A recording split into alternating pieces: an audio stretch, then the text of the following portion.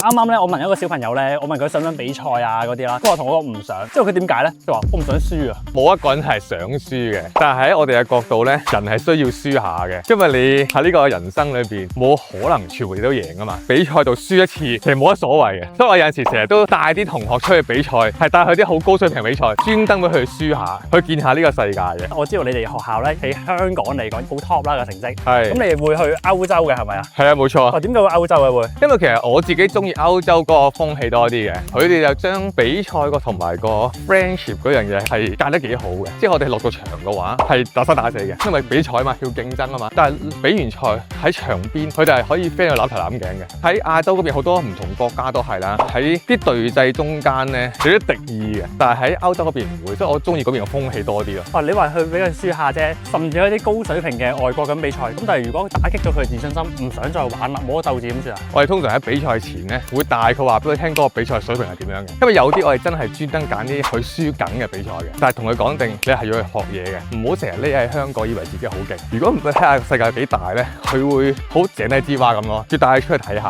咁但係輸完之後，你哋睇下人哋點樣，你翻嚟點樣練，就可能可以 achieve 到個水平啦。所以通常呢啲咁嘅情況之後咧，我哋隔幾年咧會再帶翻去同一個比賽度嘅，睇下佢可唔可以 challenge 翻嗰個比賽，而好嘅情況之下係得嘅。